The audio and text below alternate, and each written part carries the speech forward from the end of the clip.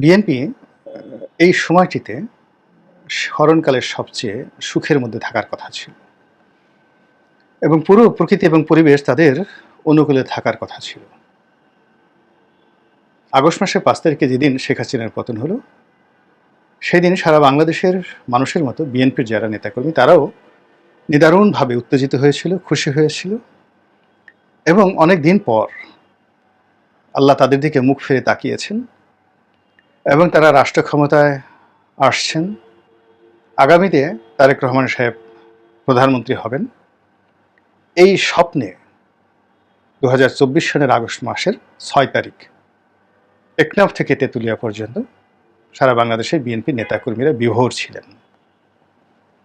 কিন্তু মাত্র ১ মাসের ব্যবধানে পুরো পরিস্থিতিটা কত অনিশ্চিত হয়ে গেছে আমরা জানি না। তারেক রহমান সাহেব কবে আসবেন বাংলাদেশে, কবে তিনি প্রধানমন্ত্রী হবেন, কিভাবে তিনি প্রধানমন্ত্রী হবেন,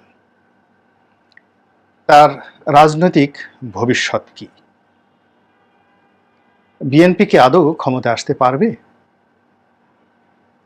এবং এখন যে চলমান পরিস্থিতিতে বিএনপি বিপদ এবং বিপত্তিতে পড়েছে, এই বিপদ এবং বিপত্তি থেকে কিভাবে বের হবে, এই পুরো বিষয়গুলো নিয়ে আমরা কোনো সুস্পষ্ট নিজেরাও যেভাবে ধারণা করতে পারছি না, বিএনপির পক্ষ থেকে আমাদেরকে এই ধরনের ধারণা দেওয়া সম্ভব হচ্ছে না।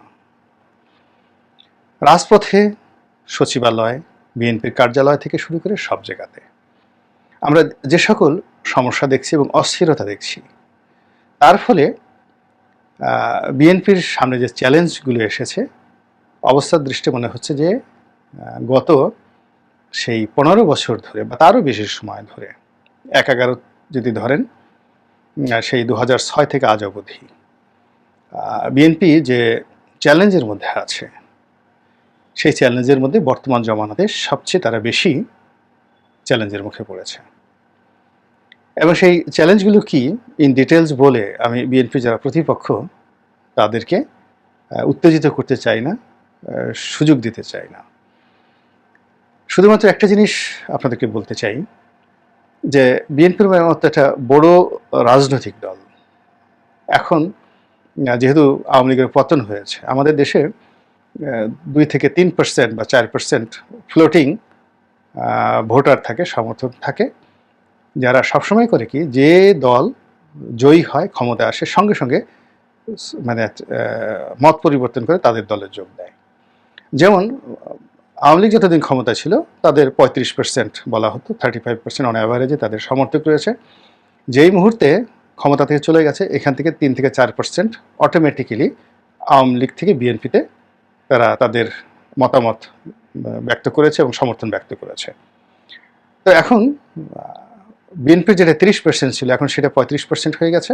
আওয়ামী লীগের যেটা 35 ছিল, সেটা এখন 30% হয়ে গেছে। এটি হলো বাস্তবতা। তো এই 35% সমর্থক নিয়ে এবং সমর্থন নিয়ে বিএনপি এখন বাংলাদেশের সবচেয়ে বড় দল। এখন এই বড় দল হিসেবে তার জন্য কি কি সমস্যা রয়েছে আর কি কি চ্যালেঞ্জ রয়েছে, এরকম সবচেয়ে বড় 7টি চ্যালেঞ্জ নিয়ে আমি কথা বলবো। আমার কাছে প্রথমে যেটা মনে হচ্ছে যে বিএনপির যে সাংগঠনিক চেইন অফ কমান্ড, এটা এখন সবচেয়ে বিএনপির জন্য বড় সমস্যা। বিএনপি পাইকারি হারে যাকে বলা হয় শাস্তি দিচ্ছে, পাইকারি হারে কমিটি ভাঙছে, অনেককে বহিষ্কার করছে, শোকজ করছে। এতে সমস্যার সমাধান হবে না, বরং সমস্যা আরও বাড়বে। আমি দেখলাম যে যাদেরকে বহিষ্কার করা হয়েছে কিংবা যাদের পদ পদবি স্থগিত করা হয়েছে, শোকজ করা হয়েছে, তাদের কারো ক্ষমতা বাড়েনি, বরং তাদের ক্ষমতা বেড়েছে। তারা ফ্রিলি মুভমেন্ট করছে এবং বিএনপি অফিসে তাদেরকে নিয়ন্ত্রণ করার কেউ নেই। মূলত বিএনপি যাদেরকে বহিষ্কার করা হয়েছে তারা আগের মতোই বা আগের চেয়ে বেশি যোগ্যতা নিয়ে তারা মুভমেন্ট করছে। তো এই যে সাংগঠনিক যে chain of command, chain of command, এটি সেই একটা ওয়ার্ড থেকে শুরু করে, ওয়ার্ড পর্যায় থেকে শুরু করে কেন্দ্র পর্যন্ত এই চেইন অফ কমান্ডটির যে ধারাবাহিকতা, এটি এখন প্রতিষ্ঠা করা বিএনপির হলো 1 নম্বর চ্যালেঞ্জ। এবং এটি না করা পর্যন্ত বিএনপি বর্তমান যে সুষমা এটিকে ভোগ করতে পারবে না। এখন ধরুন একটা ইউনিয়ন কমিটির কথাই চিন্তা করি, সেখানে ছাত্র দলের কমিটি আছে, যুব দলের কমিটি আছে, কৃষক দলের কমিটি আছে, স্বেচ্ছাসেবক দলের কমিটি আছে, অনেকগুলো কমিটি, মহিলা দলের কমিটি আছে। এটা আওয়ামী লীগের মতো একটা বড় সংগঠন। এখন সেই ইউনিয়ন ছাত্র দলের একজন সাধারণ কর্মী, সেই সাধারণ কর্মীকে কোনো অবস্থাতেই রিজভী সাহেবের বা মির্জা ফখরুল সাহেবের কিংবা তারেক রহমান সাহেবের পক্ষে নিয়ন্ত্রণ করে সেই এলাকার চাঁদাবাজি বন্ধ করা, কুকর্ম বন্ধ করা, এই সামর্থ্য তাদের নেই, এটা সম্ভব না। এমনকি এই দায়িত্বটি যদি জেলা পর্যায়েকেও দেওয়া হয়, এটিও সম্ভব নয়।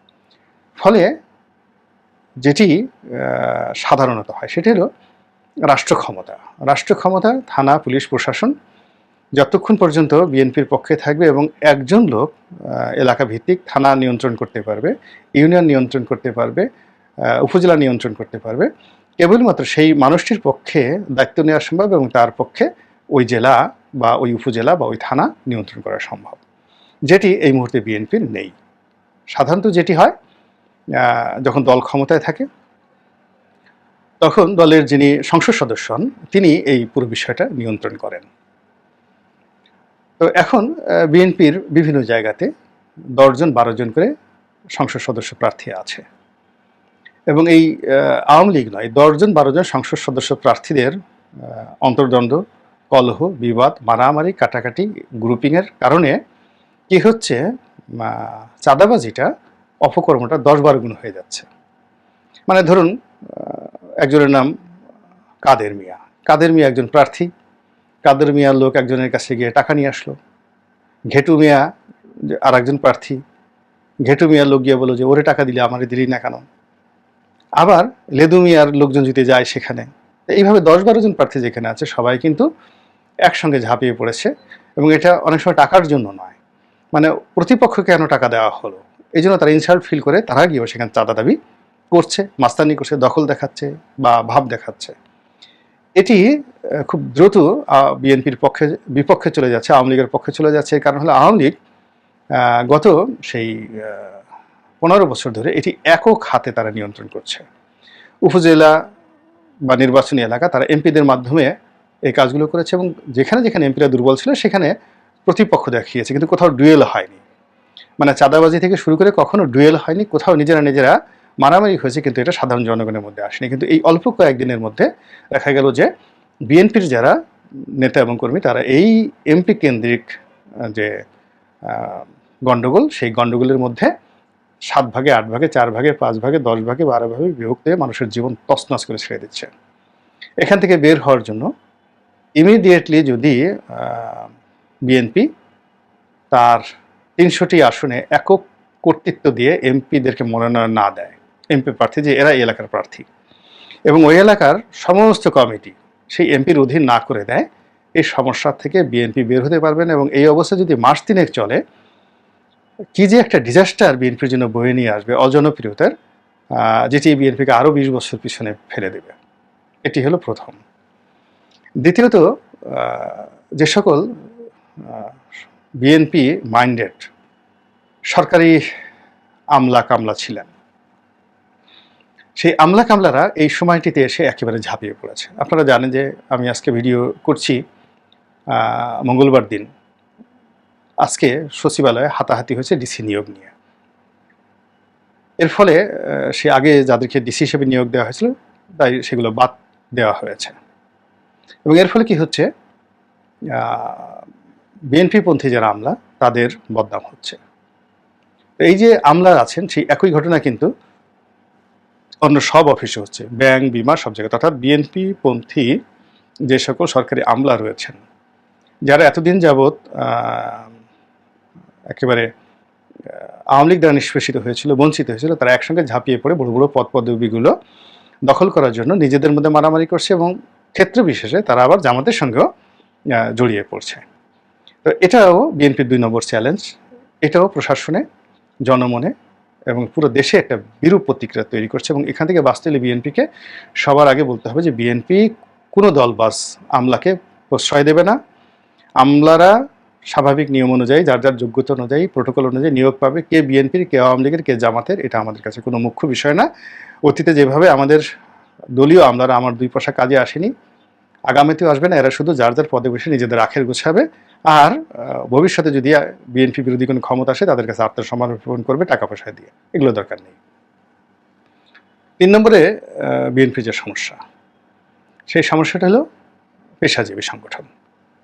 বিভিন্ন শ্রেণী পেশা যারা বিএনপিকে সাপোর্ট করছেন অতীতকালে, সেটা আইনজীবী হতে পারেন, ব্যাংকাররা হতে পারেন, চিকিৎসক হতে পারেন, তারাও যার যার পেশায় সেই নিয়োগের জন্য, বদলির জন্য, ভালো পোস্টিংয়ের জন্য যে সকল কর্মকাণ্ড করছেন, যা কিনা পুরো পরিবেশ এবং পরিস্থিতিকে অস্থির করে তুলছে, এবং এটি বিএনপির জন্য নিদারুণ একটা লায়াবিলিটিস তৈরি করেছে, ঝক্কি ঝামেলা তৈরি করেছে, ইমেজ নষ্ট করে ফেলছে। তারপরে এটি গেল 3 নম্বর। 4 নম্বর হলো বিএনপি মাইন্ডেড যারা ব্যবসায়ী রয়েছেন। তো বিএনপি মাইন্ডেড যারা ব্যবসায়ী রয়েছেন, সেটা ভালো ব্যবসায়ী হন বা দুর্নীতিবাজ হন, তারা অলনে ছাড়েন, গা ঝাড়া দিয়ে বের হয়ে এসেছেন। এবং ব্যবসায়ীরা তো মানে টাকা উপার্জন কিন্তু খুবই কঠিন একটা বিষয়, এটা এত সহজ নয়। জ্ঞান অর্জনের পরেই টাকা উপার্জন, ক্ষমতা অর্জন করাটা তৃতীয় গ্রেডে, টাকা উপার্জন করা কিন্তু জ্ঞান অর্জনের পরেই গুরুত্বপূর্ণ। কাজেই যারা বিএনপি মাইন্ডেড লোকজন, ধনী টাকাওয়ালা, তাদের মাথায় দুষ্ট বুদ্ধি গিজ গিজ করে।